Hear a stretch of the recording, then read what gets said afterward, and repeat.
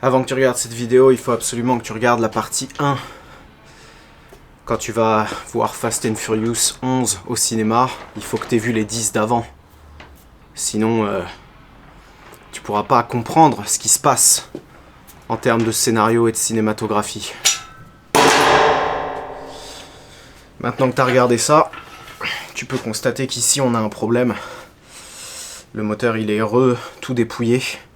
Et il m'est arrivé 10 galères.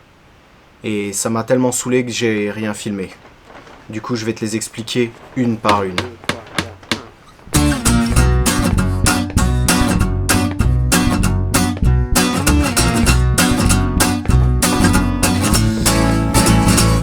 La première couille, c'est le lendemain du pétage de segment.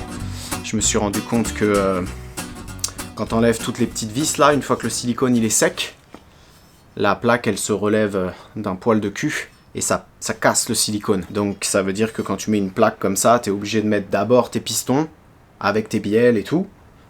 Et après, en dernier, tu silicones, tu mets la plaque, tu serres tout et tu fermes. Alors c'est pas très grave parce que ça, personne l'avait vu d'ailleurs. Mais la flasque de ce côté-là, côté boîte, je l'avais pas remise. Et parce que c'est ça la solution pour les à-coups que la voiture émettait. Je vais mettre un trigger de un capteur PMH de TFSI qui vendent sur le site de MaxEQ. Sauf que vu que le truc il est pris avec des centreurs, si tu mets le trigger après la plaque, tu vas pousser le silicone. Donc de toute façon il aurait fallu la renlever. Mais en l'enlevant, je me suis rendu compte qu'on avait deux autres gros problèmes. Comme tu peux le voir ici, les vis, elles attaquent la plaque. Donc je sais pas si la plaque c'est mou ou si les vis elles sont aussi dures que les matraques de la bague de Chartres. Mais le serrage au couple est un peu foiré. Ça je me suis dit c'est pas très grave. J'ai pris une vis comme ça là. Une vis de culasse, je l'ai découpée, j'ai récupéré la rondelle. Sauf que ça aussi ça posait un problème parce que les vis elles dépassent, en fait elles prennent sur 17 mm. Et ça fait 4 mm. Apparemment, il existe une règle comme quoi une vis de 10, elle doit prendre au moins 1,5 fois son diamètre. Donc au moins 15 mm, et là on était à 14. Le deuxième problème, c'est que en l'enlevant la plaque, je me suis rendu compte que la jonction entre la pompe à huile et la plaque, comme ça, c'est super foireux parce que, en gros, si tu veux, t'as juste ça de silicone. Et si le silicone... Tu peux pas en mettre beaucoup en plus parce que t'as peur que ça rentre dedans. Si le silicone il se barre là, le tube d'huile qu'aspire dans le carter, il va gober de l'air. Donc là c'est game over au bout de 3 minutes. Not cool. Du coup un peu énervé, je suis retourné chez mon usineur. Et lui il m'a trouvé des rondelles qui sont un petit peu plus fines, qui font que 3 mm.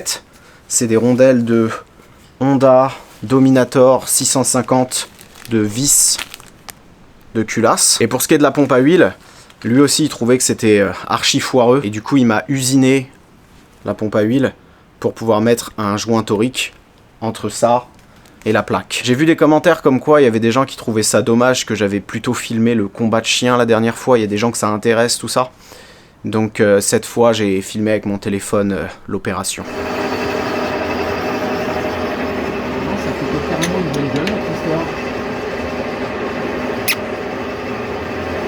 Je vais même mettre 5 centièmes de gras. Quand je suis revenu ici, il a fallu que je la nettoie parce que quand il l'a usiné, évidemment, il y a plein de métal qui est tombé dedans. Et en regardant d'un petit peu plus près, je me suis rendu compte que les pignons, ils avaient l'air d'avoir beaucoup de jeu. J'ai remis les pignons d'origine, j'ai mesuré entre deux dents, là où c'est le plus serré, en face de cette vis-là, là. T'as 0,20 ou 0,15 et les pignons forgés, plutôt genre 0,35, 0,40. Du coup, j'ai contacté le gars qui me les avait vendus, sauf que c'est un Allemand qui parle ni français ni anglais, et moi je parle clairement pas allemand. Je lui ai juste demandé si c'était normal qu'il y ait autant de jeux, tu vois, et il arrêtait pas de me dire mais t'as pas de pression d'huile ? Et je lui ai expliqué 150 fois que j'ai jamais roulé avec, je suis en train de les monter et je trouve qu'il y a beaucoup de jeux. Alors t'inquiète pas, hein, je fais pas partie de ces chouineuses qui règlent leurs problèmes sur internet. On n'est pas sur Modern Warfare 2. Si ça marche, tant mieux. Mais si ça marche pas et qu'il faut que je renlève le moteur et la plaque pour remettre des pignons d'origine, vaut mieux même pas y penser. Du coup, j'ai tout nettoyé, j'ai remonté les pignons qui avaient trop de jeu. Et j'ai remarqué un truc, c'est que celle-là, là, elle est débouchée. Genre, tu mets un coup de soufflette dans cette vis-là, l'huile, elle vole. J'ai mis du Loctite comme ça, là, qui empêche justement le fluide, le liquide de passer. J'ai remonté ça, j'ai remonté la plaque, et je me suis dit que j'allais quand même faire quelques montages à blanc pour être sûr qu'il n'y ait pas d'autres couilles. Et je te dis que là, c'était que le début, parce que regarde ce qui se passe quand tu mets si tu remets un palier et que tu remets la plaque. Une fois que tu as serré tes vis qui sont là, il y a tout de suite une situation qui se développe. Parce que du coup, l'espèce de plaque là, qui est super importante. D'ailleurs, une fois je l'avais pas remise sur la merguez, j'avais plus de pression d'huile au régime. Bon, là je l'ai déjà découpée, mais en fait, tu vois, genre, tu pouvais pas la mettre. Et donc, ok, je l'ai découpée, mais souviens-toi de cette histoire de rondelles. Les rondelles, elles sont plus larges que la vis. Du coup, j'ai abandonné le plan des rondelles. On mettra de la graisse ARP, tu sais, sur la plaque en espérant que ça attaque un petit peu moins. Mais non seulement il a fallu découper ça, mais en plus, nouvelle galère, le carter, il passe pas. En fait, tu vois les trucs qu'il y a là, ici, il y a les mêmes de ce côté-là, bah il y avait les mêmes. Et ça, pareil, ça touche ici les vis. Du coup, t'es obligé de racler toute cette merde en espérant que tu passes pas à travers. Après ça, il s'est passé le truc qui m'a le plus saoulé, je crois. C'est que, tu vois, cette bagnole, elle avait pas roulé pendant 10 ans. Et du coup, toute l'huile, elle avait à moitié caramélisé partout. Donc moi, ça, je m'en bats les couilles, tu vois. Quand tu vas aux chiottes, tu te laves pas l'intérieur du trou de balle. Mais le problème, c'est qu'à force d'attaquer tout ça avec la perceuse brico-dépôt, j'ai mis du métal partout, à faire les montages à blanc, là. Et du coup, le métal, il s'était mis, tu sais, dans le caramel. Et je pouvais plus l'enlever. Donc il a fallu que je nettoie le bas carter. J'ai fabriqué une sauce spéciale. Un truc qu'il faut que tu comprennes, c'est que moi j'aime bien acheter la voiture et j'aime bien la refaire rouler toute pourrie. Et après, à partir de là, une fois que c'est démonté, j'aime bien envoyer les meufs du 78 dans le haillon. Mais tout ce qui se passe entre les deux, tout ça là, ça me prend la tête. Moi je veux être connu. Moi je veux être connu, tu sais pourquoi? Pour niquer les gonzesses. Quand t'es célèbre, tu niques plein de gonzesses. Et puis aussi, tu bouffes des trucs bien meilleurs qu'ici. Après tout ça, je croyais que j'étais sorti d'affaires. Mais j'ai eu un coup de téléphone de mon pote Morgan. Et il était avec un autre gars, un pote à lui qui s'appelle Philippe. Et ce mec-là, il a une Audi S2 qui apparemment terrorise toutes les meufs du Luxembourg. Quand je lui ai expliqué ce que j'étais en train de faire, il m'a dit que c'était bien. Mais le premier truc qu'il m'a dit, c'est que si tu cloisonnes pas le carter, là, en gros, quand t'accélères, toute l'huile, elle vient comme ça, et le pick-up d'huile, il est là. C'est un design un peu à la con. Et en gros, tu gobes de l'air, et avec des suspensions d'origine où la bagnole, elle va faire ça, il m'a dit en 2 accélérations, le moteur, tu peux le balancer. Alors lui, il avait fait un truc pas possible, tu sais, il a fait un truc avec un carré comme ça qui redescend. On va peut-être pas en arriver à des extrémités non plus. Mais par contre, j'avais déjà vu une plaque sur internet, sur un forum, que le mec, il vendait justement pour cloisonner. Le mec, j'ai essayé de le contacter, je l'ai traqué et tout. Introuvable, impossible. Mais du coup, j'ai piqué la photo et j'ai fabriqué à peu près la même chose. Alors ça me faisait un petit peu flipper de percer ça. Tu sais, j'avais peur qu'au moment où je perce, ça se pète en deux. Du coup, je suis allé chez mon usineur, c'est lui qui me l'a fait. Il me l'a fait, mais... Il me l'a fait comme moi je l'aurais fait, mais un peu plus droit, quoi. Par là? Non, pas autant. Tout petit peu sur... Ouais, très bien. Ouais. C'est une petite fiotte, il a peur que le machin il se coince dedans. Ah, vas-y, mon cœur il est en train. Hein? Je dis non, mais j'ai peur qu'il fissure en deux, putain. Ensuite, j'ai développé ce magnifique gabarit qui est censé ressembler au truc de la photo. Et on l'a taillé dans l'alu. Donc ça, tu vois, j'étais retourné voir mon usineur parce que je savais pas trop comment faire ça avec une disqueuse. Est-ce que tu perces avec un gros forêt ou quoi? Et au final, quand je lui ai passé, c'est lui qui me l'a fait avec son... Gros job, ça, hein. On dirait vraiment une bite. Ouais, c'est un gros job, hein. Ce trou-là, il était magnifique. Celui-là, ça partait un petit peu plus en couille. Et là, bon, là, on est clairement sur du n'importe quoi. Ça, c'est le trou pour la jauge. Ah oui, je me suis fait baiser aussi, parce que quand j'ai refait un 19e montage à blanc, la putain de jauge, elle passait plus. Et les petits trous qu'il y a là, c'est pour que l'huile, elle puisse quand même redescendre. Je suis pas fan de vraiment cloisonner le truc. Mais avec ça, normalement, ça ralentit justement le truc. Et... oui. En poursuivant mon montage à blanc, je me suis rendu compte que dans la pochette Ajustar, là, la pochette bas moteur, il n'y a qu'un seul joint de bas carter. Alors que normalement ça fait bloc, joint, la plaque là, joint, carter. Faut 2 joints. Du coup j'ai dû commander un joint, 25 balles.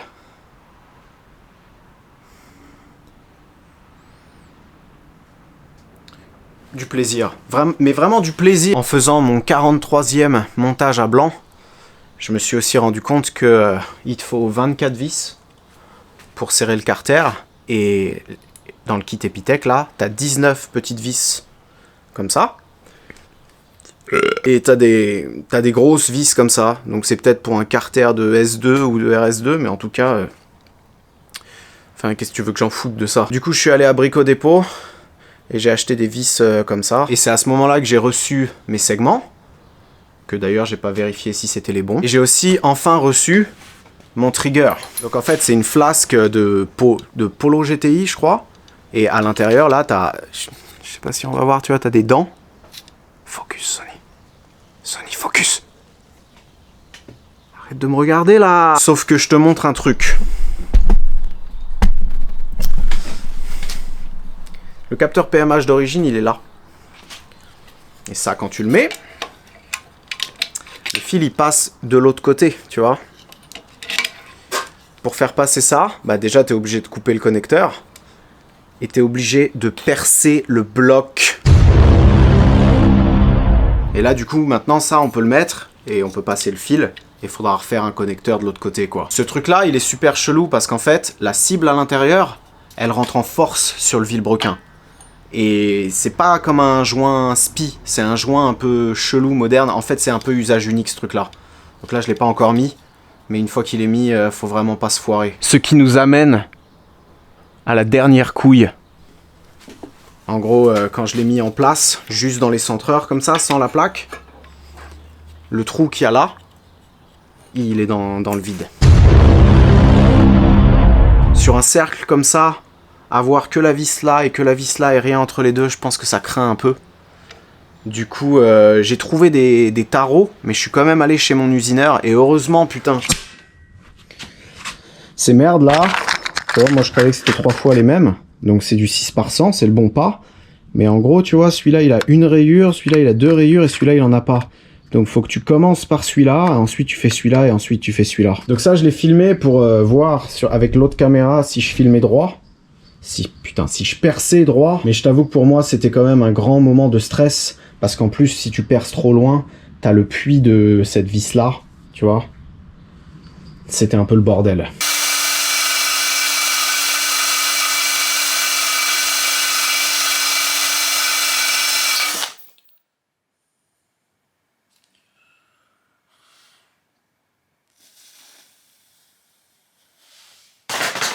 Après tout ça, j'ai dû du coup tout redémonter pour nettoyer, parce que à force de passer des coups de disqueuse, là, il y avait du métal partout. Et voilà où j'en suis.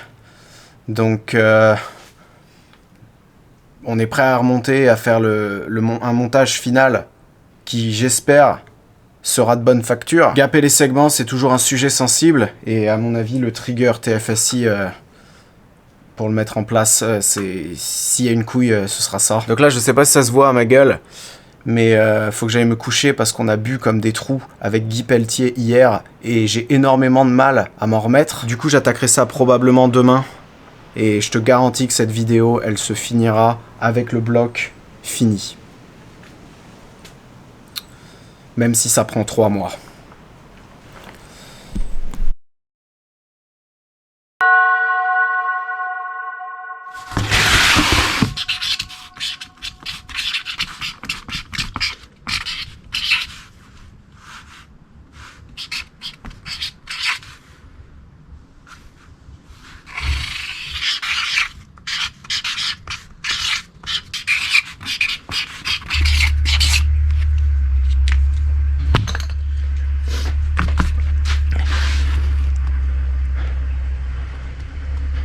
Aujourd'hui, je le sens bien. Donc vu qu'on va changer les segments, ça coûte rien de les déglacer. Donc ça, normalement, faut mettre du diesel.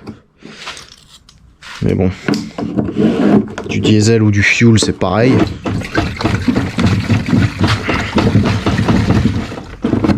Pour faire plaisir à la communauté, je vais en mettre aussi dans les cylindres. Ça, je suis un peu obligé de bien le faire parce que c'est mon mentor qui m'a prêté le truc là. Et après, si je fais de la merde, je me fais engueuler quand je le rends, putain.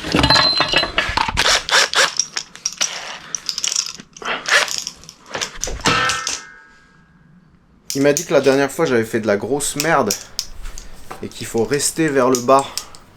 Tu vois, faut pas que le truc y ressorte.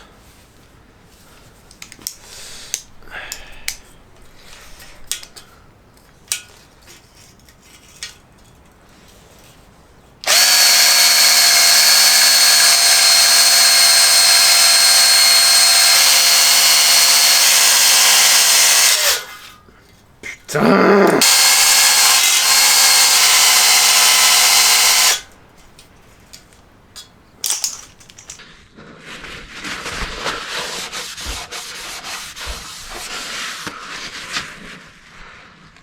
Oh wow. Donc si c'est la première fois que tu le fais ça, t'as l'impression que t'as tué ton cylindre, hein. C'est normal. Ne panique pas. Ça me fait ça à chaque fois. Ça dans la partie 1 je l'avais pas fait parce que j'avais prévu de remettre les segments d'occasion. Ça sert à rien de déglacer si tu remets... Enfin je pense que ça sert à rien de déglacer si tu remets les segments d'occasion. Et puis d'ailleurs je pense que ça sert à rien de déglacer tout court. Quand tu déglaces comme ça sur ces moteurs là, t'es obligé d'enlever, enfin t'es obligé, tu fais ce que tu veux, hein. Il a fallu enlever les pissettes, les petites pissettes d'huile, tu sais. Ça c'est ce qui va donc en bas de ton cylindre et ça pisse de l'huile dans la jupe du piston. Et tu peux les vérifier, tu vois. T'appuies sur la... Là t'as une bille et un ressort à l'intérieur, t'appuies et normalement ça recrache, tu vois. Il a fallu que je mette des gros coups de soufflette pendant 10 secondes pour que ça recommence à cracher. Et il y avait une espèce d'huile toute dégueulasse à l'intérieur. Alors les pissettes comme ça là, nous ça va être super important de les mettre parce que ça je l'avais déjà expliqué quand j'avais fait la merguez et les mecs dans les commentaires, tu sais, les mécanos Top Gear, ils m'avaient dit non, les pissettes servent à refroidir le piston. Sur une bielle d'origine, t'as un trou là. Et l'huile, la pression d'huile, elle passe à travers la bielle et elle vient graisser l'axe du piston. Nous, sur les bielles Max Speeding Rods, il n'y a pas le trou à l'intérieur. Du coup, oui, d'origine, ça sert à refroidir le piston et balancer de l'huile dans les racleurs. Mais nous, dans notre application, ça va servir à graisser l'axe du piston.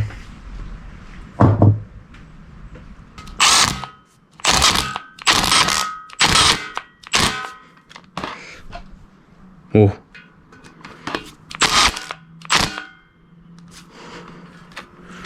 Clic, clic. Ensuite, il va falloir remettre le vilo. Le seul truc un peu relou, c'est, je sais pas si tu te souviens, mais tu sais, j'avais dit que les thrust washers d'origine, ils étaient défoncés. Et en fait, c'est moi qui les ai explosés au montage, tu vois, parce que au démontage. Parce que, tu vois, là, le 9, en le démontant, il a exactement la même chose. Donc, je vais le remettre comme ça. Là je suis au point où j'en ai plus grand chose à foutre. Bon, ça, c'est la même chose que dans la dernière vidéo. Donc, je te fais un tour de magie.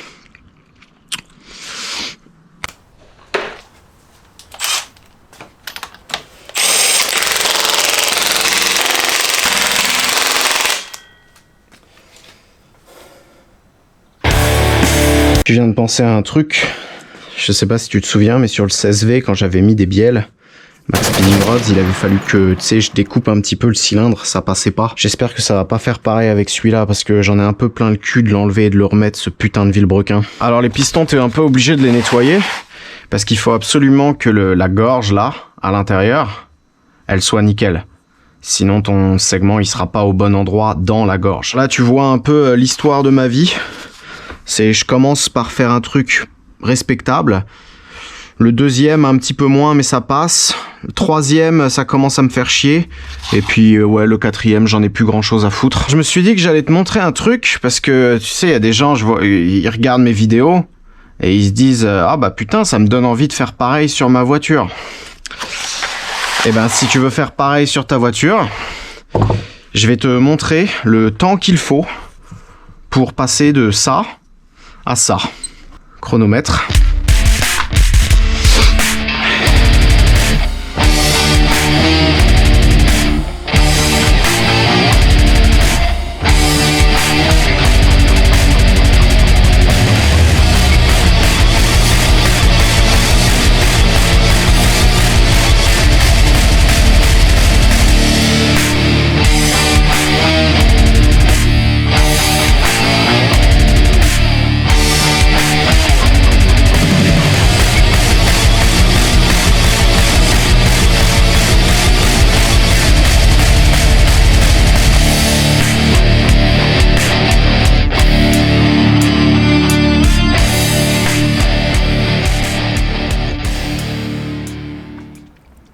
Ça te donne toujours envie. Alors ça, quand tu les nettoies, tu peux passer la brosse au-dessus, mais surtout pas sur les côtés.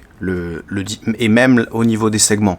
Le diamètre de ça, la jupe, c'est super important par rapport au cylindre. Et puis après, moi j'ai un couteau que j'ai appelé José. Et il fait pile le bon... la bonne... En gros, faut que tu grattes comme un con pendant une demi-heure. Ces pistons-là, ils sont forgés d'origine. Tu le vois, il n'y a pas de, tu sais, il n'y a pas de traces. Je peux te montrer un piston d'ABF au pire. Ça, c'est des pistons d'ABF. Et je sais pas si tu vas bien voir, mais là, tu vois des petites, des traits comme ça.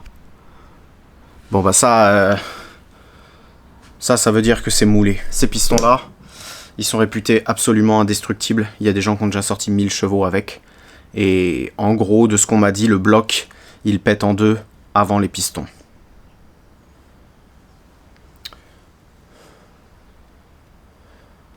Oh putain, faut gaper les segments.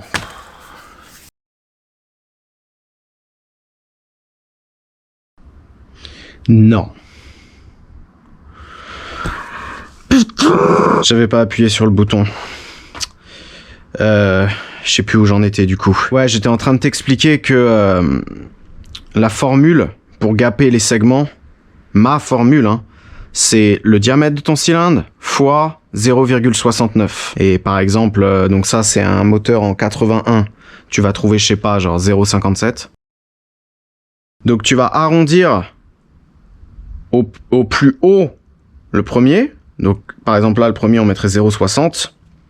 Et le deuxième, t'arrondis en dessous, tous les 5. Donc 0,60, 0,55. Pour le racleur, tu fais le diamètre de ton cylindre divisé par 2, à peu près, tu vois. Le racleur, on s'en bat un peu les couilles, il faut juste qu'il soit vraiment pas trop serré. Donc là, il faudrait qu'il soit aux alentours des 0,40. Je t'avoue que j'espère quand même secrètement qu'il n'y ait pas à gaper les racleurs. Parce que c'est tellement fin et c'est le plus galère, quoi, c'est le plus fragile. Ouais, là il y a 0,40, un truc comme ça.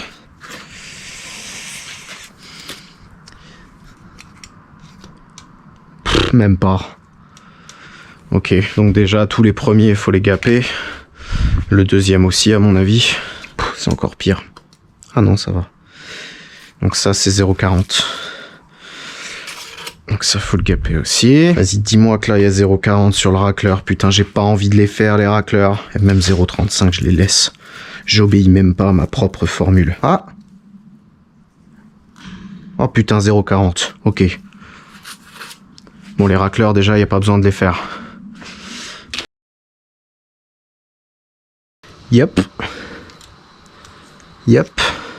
Bon, celui-là je me suis complètement foiré. Yep. Et yep.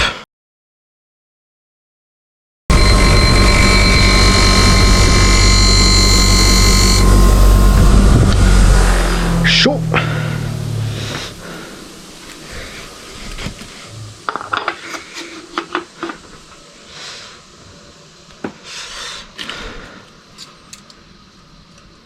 merde.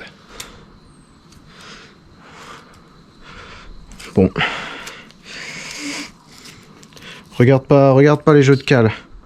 Mais merde, mais qu'est-ce que j'ai branlé? Pourquoi celui-là il est aussi niqué? Oh vas-y, j'en ai plus rien à foutre. De toute façon, 60, 60, 60, 60. Et celui-là j'ai fait de... Oh ouais, putain, celui-là j'ai fait n'importe quoi.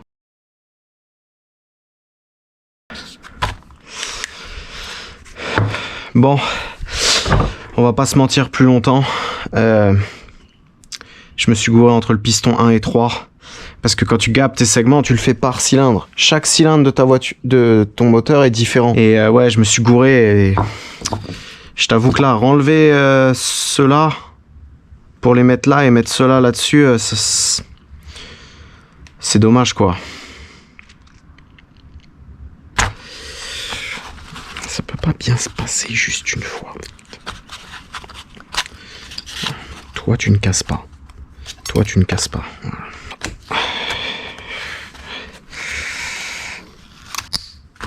On va l'enlever par le bas.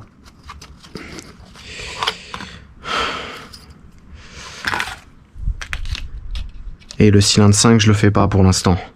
On va tester les bielles avec.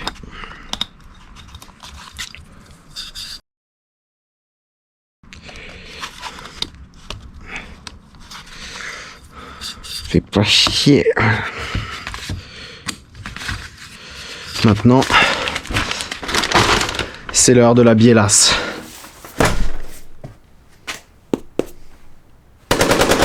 Là-dedans, nous avons des bielles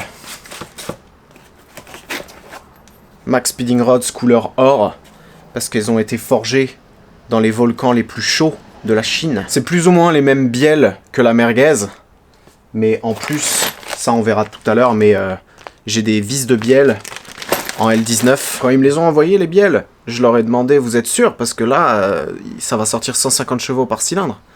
Et ils m'ont dit, elles ne te décevront pas. On va faire un truc qu'il faut absolument jamais faire. Je vais mettre les pistons sans les segments. Au cas où, tu sais, ça me fasse comme sur la merguez et que là, ça touche le bas du cylindre. Ça, côté distrib. Et ça c'est côté admission. Donc comme ça. Ouais. Est-ce que déjà, c'est le bon diamètre? Waouh. Alors le clips, c'est un sujet un peu sensible. Pareil sur la merguez, je me souvenais pas les avoir mis. Et j'ai pas dormi pendant 2 mois.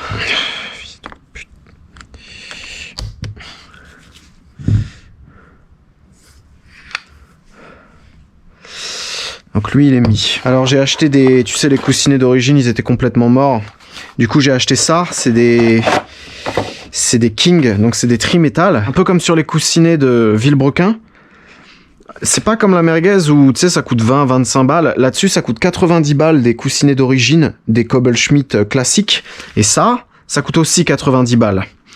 Et pendant très longtemps j'y croyais pas à cette histoire de tri-métal tu vois. Et il y a quelques temps, il y a Mario qui m'a expliqué c'était quoi le délire. Ouais, à la limite, ça je pourrais te l'expliquer aussi. Hein. Les vis ARP, c'est des pas américains. Tu peux t'en sortir en prenant une 11-12 pans. Mais grâce à Amazon Prime et 12 €, j'ai pu acheter cette merde.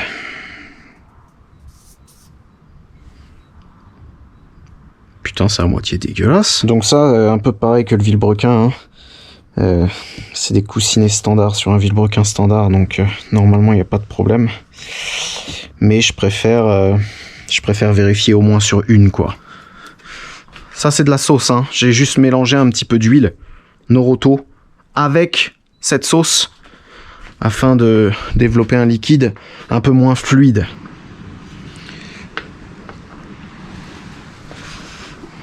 Ne claque pas trop fort, s'il te... Merci. Putain, ouais, les coussinets King, je sais pas s'ils ont été mal stockés ou quoi, mais...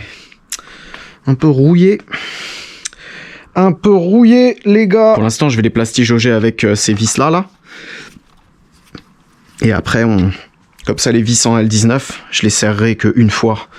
Tu peux les réutiliser, hein, les vis ARP, mais c'est pas forcément bien, quoi. Ok, premier truc. Est-ce que ça touche? Ok. Là, mettre ça, histoire que ça puisse pas se barrer. Mon plastigauge, il est tout pourri. Le truc, il a 15 piges.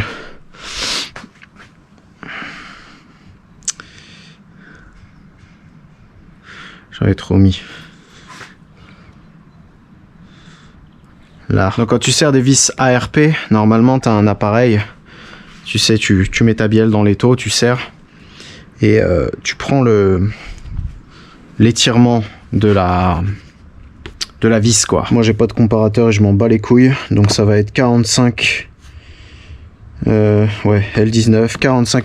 Non, c'est 45 foot-pounds. 45 foot-pounds, ce serait ça. 60. Ouais. Ok. Donne-moi 0,45. S'il te plaît. Ça a l'air pas mal. Ouais.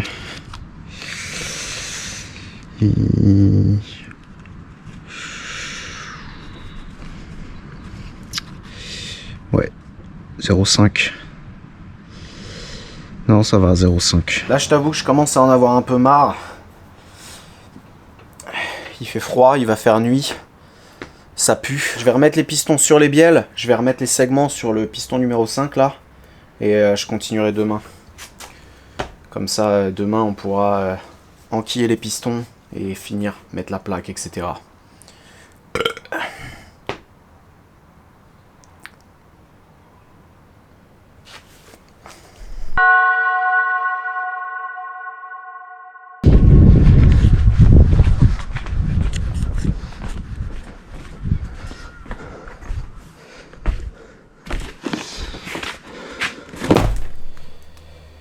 Tu sais que ça fait maintenant plusieurs mois que je harcèle Milwaukee dans chaque vidéo et sur Instagram aussi. Grâce à plusieurs collègues youtubeurs, je mettrai leur chaîne dans la description. Il y a Lasco et il y a Aérographe Fucker. Il y a aussi Sad du GDB. Ils m'ont mis en contact avec le responsable Milwaukee. Donc je lui ai dit que j'étais un fanboy et je lui ai demandé si je pouvais avoir un t-shirt. Et il m'a dit qu'ils allaient m'envoyer des trucs. Là, je viens juste de l'ouvrir un peu comme ça. J'ai envoyé une photo. Et il m'a dit, t'as reçu que ça. Donc, ça veut dire qu'il y a probablement d'autres trucs qui vont arriver.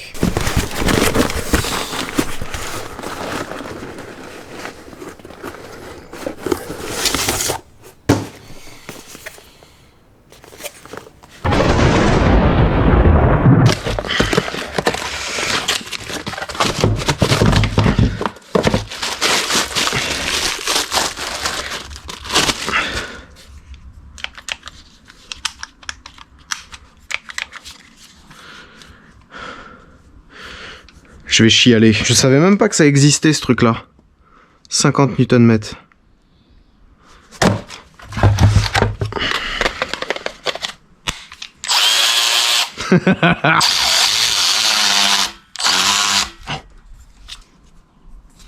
Je suis en train de la foirer ou quoi?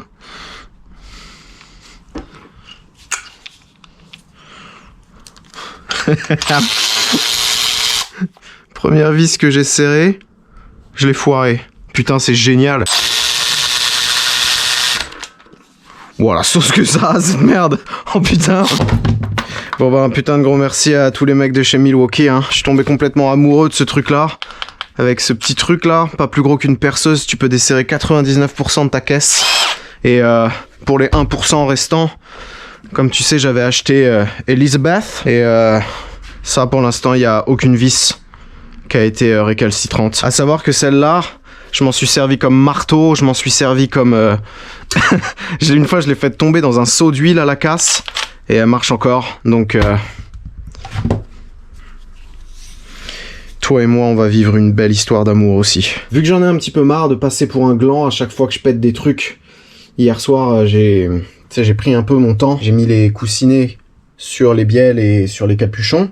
J'ai viré les vis parce que on va mettre les L19. J'ai même vérifié que les segments ils étaient à l'endroit plusieurs fois pour être sûr. Après, ça n'a pas grande importance. Je sais pas si tu te souviens, mais la Merguez 2.0, on avait sorti 300 chevaux avec les segments, avec le deuxième segment mis à l'envers. Donc là, on en est arrivé au point où il faut mettre toute cette merde là-dedans sans rien péter. Et c'est là que la difficulté réside.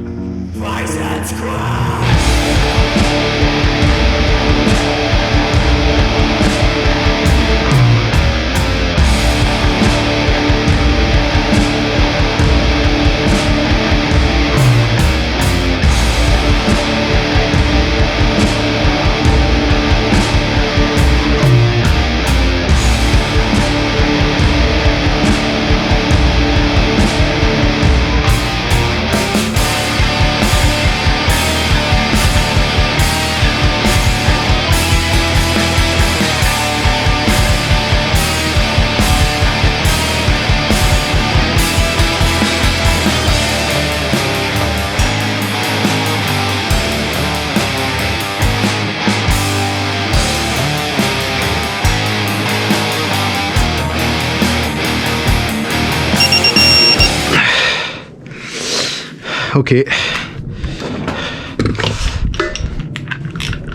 The rotating assembly is done. Ensuite, qu'est-ce qu'on branle? Pompe à huile.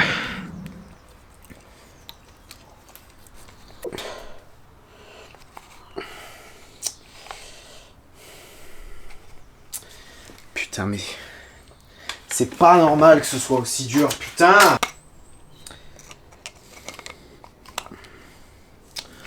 Oh, vas-y, je le remets comme ça, je m'en bats les couilles.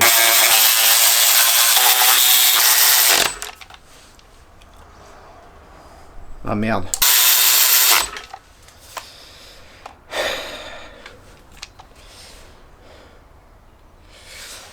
Ensuite, faut mettre ça sur le lève moto. Et c'est l'heure du trigger TFSI.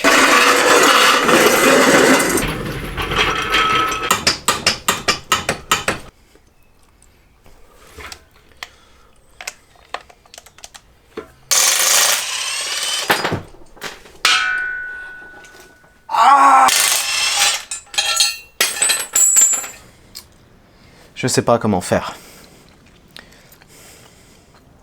Personne sait vraiment comment faire. Un truc très bizarre, c'est que le joint, ça c'est la vis qui avait d'origine qui était dans le vide, et ça c'est la vis que j'ai taraudée. Donc comme si c'était prévu que tu sois obligé de percer ton putain de bloc. Alors je sais pas si tu vas le voir, mais en fait ça, tu vois, t'as un petit plot ici qui va là. Et c'est ça qui fait que ça le cale, tu vois, par rapport au vilebrequin. Mais ah oui, il faudrait le mettre au PMH, putain, je suis trop con. La poulie dumper d'origine, non pas la poulie dumper, le pignon d'origine, il n'existe aucune réalité dans laquelle ça peut résister à 800 Nm. Celle de la Merguez à 300 chevaux, elle était à moitié pétée. Et je te garantis que là, si je mets un coup de pétard et que je la démonte, celle de la Merguez, je sais pas comment elle tient d'ailleurs. Mais à mon avis, elle est pétée aussi. Du coup, j'ai acheté ça chez FCP. Ça coûte une centaine d'euros. Ça fait chier, hein. Mais bon, ça, normalement, c'est indestructible. Je sais pas comment ça y va, par contre. Ça rentre à fond ou pas, cette merde, ouais? C'est quoi le délire de ça, en fait? Faut que tu la mettes comment?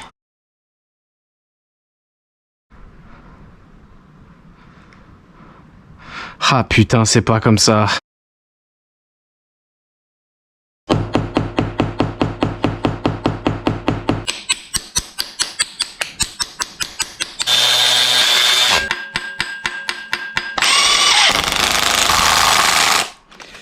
Ok. Là, on est au PMH. Cylindre 1, il est en haut. Ok. Et donc là, on est bien. Ça fait baladeuse, ça, ou pas? Ouais, on est... Ok, on est méchant en face.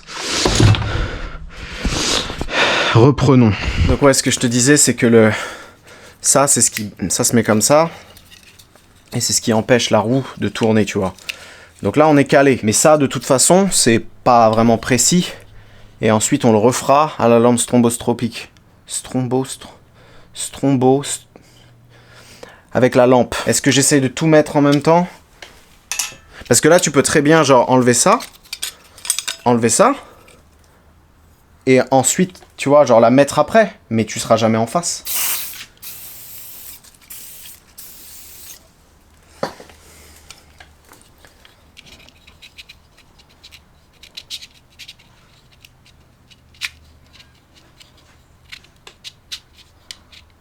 Le joint, il y va bien.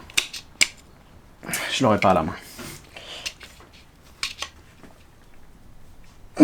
Sinon, ce qu'on pourrait faire, c'est essayer de mettre le volant moteur en espérant que ça appuie dessus à peu près droit, vu que là, on est calé. Ça peut pas tourner, tu vois, ouais. On pourrait essayer de faire ça. Ça, je voulais te le montrer en dernier. Parce que j'étais très très fier d'avoir acheté le volant moteur le moins cher de tout internet. C'est un volant moteur Epitech. Comme la plaque. T'es obligé d'en acheter un parce que d'origine c'est un bimas.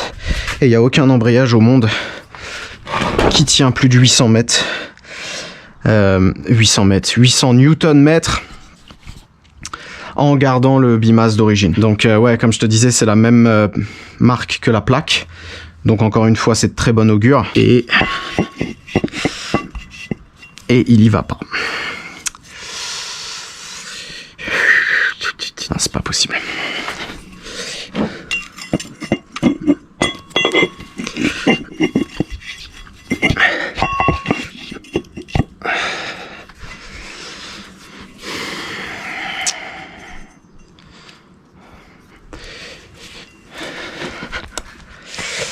C'est pas possible.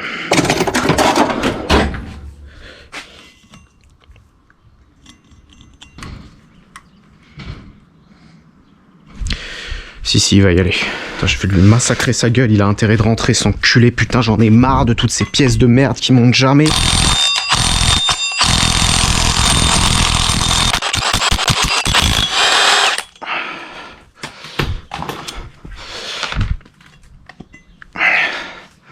Ouais. Alors, est-ce que c'est la cible qui a bougé? Ou est-ce que c'est le PMH qui a bougé? Parce qu'avec le pétard, là, les vibrations... Ouais. Après, comme je t'ai dit, ça, c'est pas très très grave, vu qu'on le refait à la strombo après. Mais... autant être le plus près possible. Parce que même ce petit bout de plastique de merde, il en a du jeu. Ouais. Plus de batterie. Bordel de merde. Pourquoi ça fait pas genre un... Tu sais, les GoPro, pourquoi ça fait pas un petit bruit un peu différent quand t'es à 5%? Putain, j'ai resserré toutes les vis. Et la vis que j'ai taraudée, j'ai mis... Bah il est où ce truc de merde? J'ai mis l'espèce de loctite là qui empêche les fuites au cas où j'ai percé trop loin. Je pense que c'est droit et on est à 0%. Putain, j'ai pas chargé la deuxième batterie. Je vais m'arrêter là pour aujourd'hui. J'ai plus de batterie dans la GoPro. J'ai plus de batterie dans la Sony.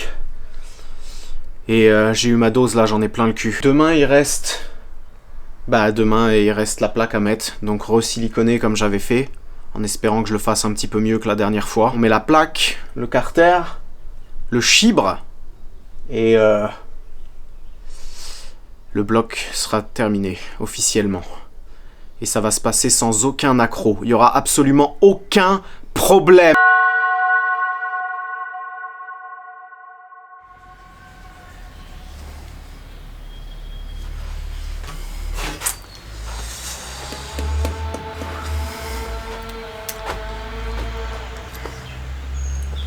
Ça s'arrêtera jamais en fait.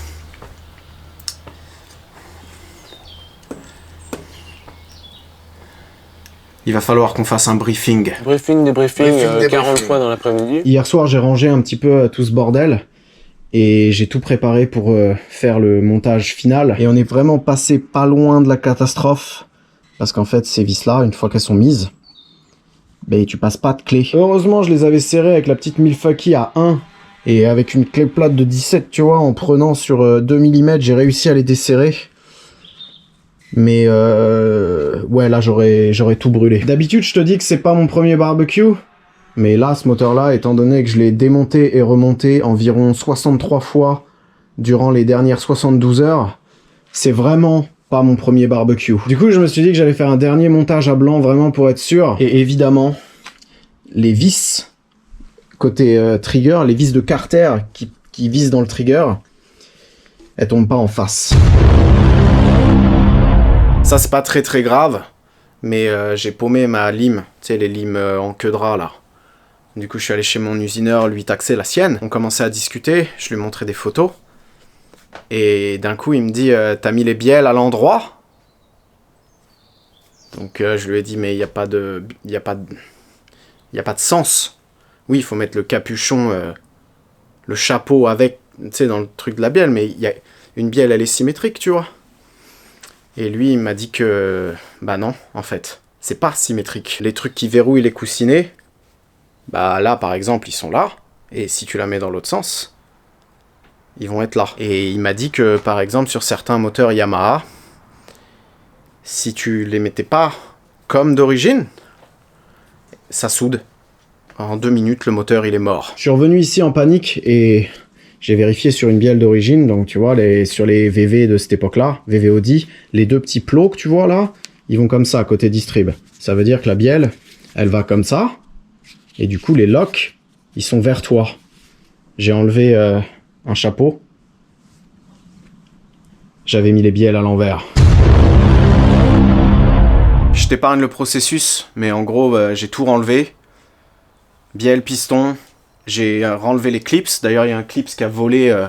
J'ai dû enlever la moitié, déménager la moitié du garage pour le retrouver.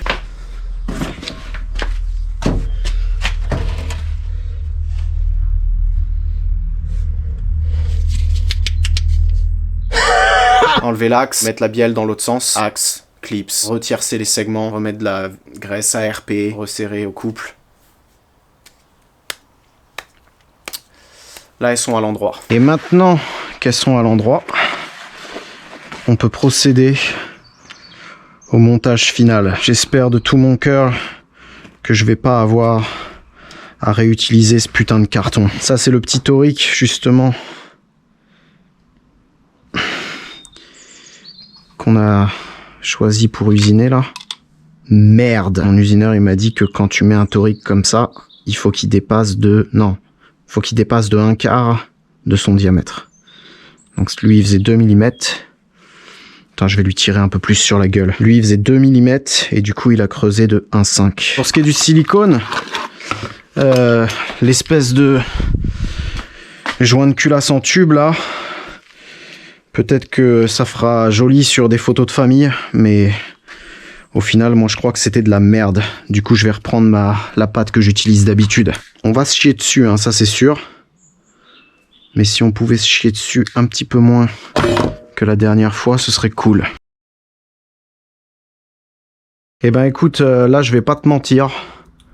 Moi je pense qu'on est sur un siliconage qui est plutôt de bonne facture. Il va y en avoir partout dans la pompe à huile et j'en ai rien à foutre.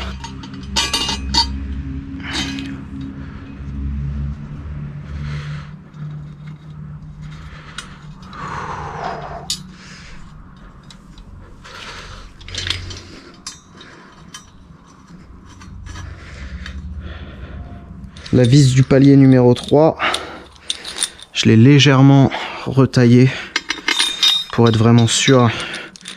Ah putain, faut mettre de la graisse. J'en aurais pu pour... Eh vas-y, tu sais quoi, j'en rachèterai pour les vis de culasse, en espérant que ça attaque un petit peu moins.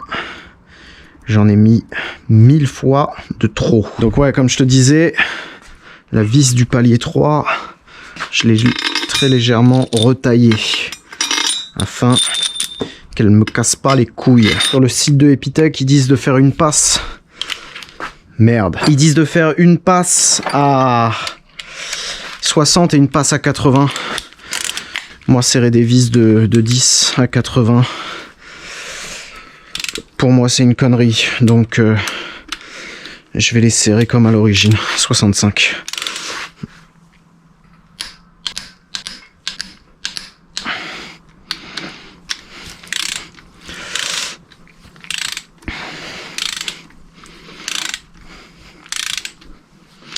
Oh oh. Oh oh. Oh oh. Oh oh. Non. Me dis pas qu'il vient de se passer ce qui vient de se passer, la rondelle elle s'est barrée, putain.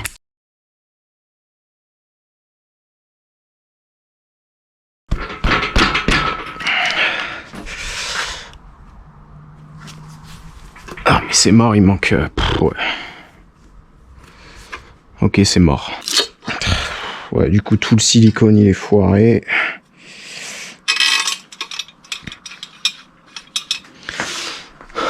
Oh putain mais non. Le carnage. Le carnage. Oh putain.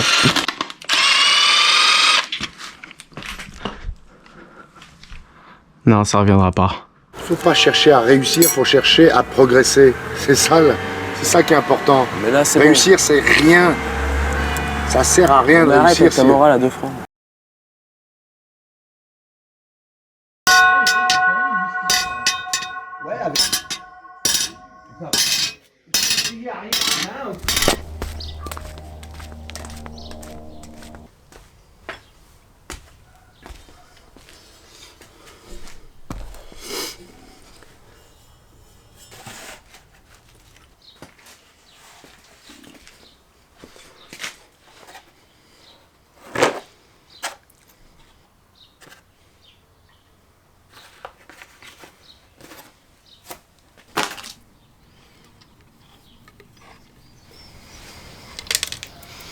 Tu te souviens quand tu jouais à la NES et que t'arrivais au boss de fin, les jeux étaient super durs et tu te disais putain si je me foire j'ai pas le courage de recommencer le jeu depuis le début. Bah, c'est exactement ce que je ressens actuellement.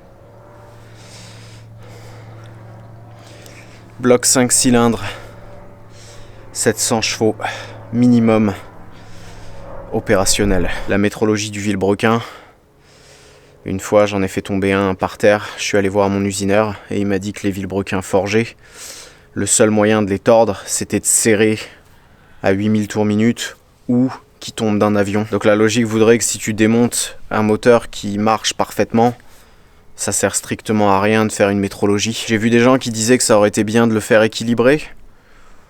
Bon, déjà, je pense que c'est une Audi S6 quand même. Ça doit pas être trop mal d'origine. C'est pas une Peugeot, putain. Et essaye de trouver un mec qui a le matos pour équilibrer un vilebrequin de 5 cylindres. Demande-lui le prix. Et tu comprendras peut-être aussi pourquoi je l'ai pas fait. Quand tu regardes de un petit peu loin comme ça, en fait, c'est la même prépa que la merguez. Coussinet Cobble Schmidt, bielle Max Speeding Rods, piston d'origine. Il y a juste des coussinetteries métal en plus. Mais ça, c'était le même prix. Les bielles Max Speeding Rods, il y a plein de gens qui m'ont dit que faudrait peut-être plutôt mettre des Panzer, des K1, des trucs qui coûtent 3 fois le prix, quoi. Un truc qu'il faut savoir, c'est que Max Speeding Rods, c'est le tout premier sponsor de cette chaîne.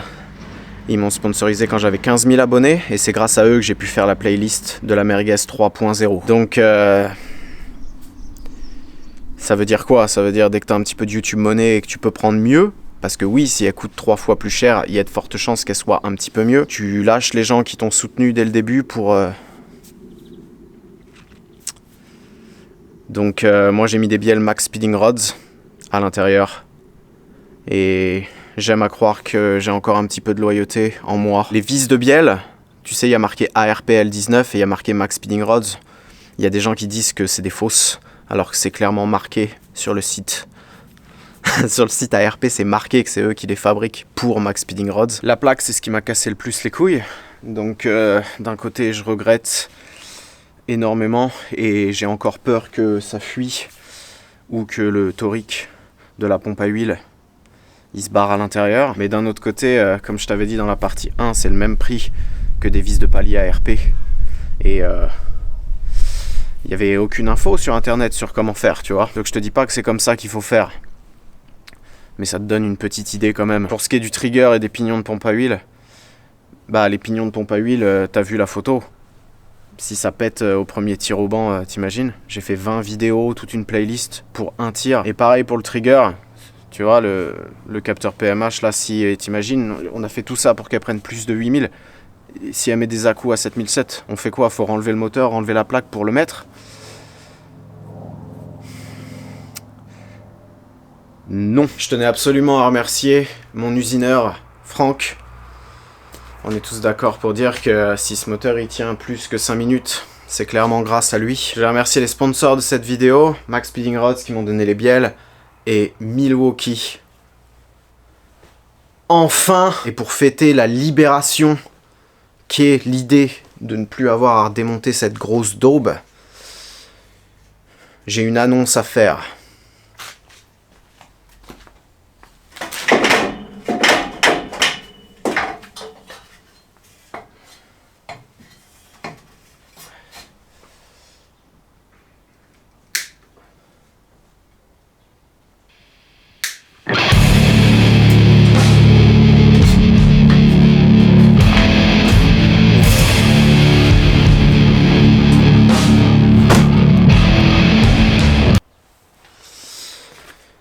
Édition limitée. Une fois, il n'y en aura plus jamais.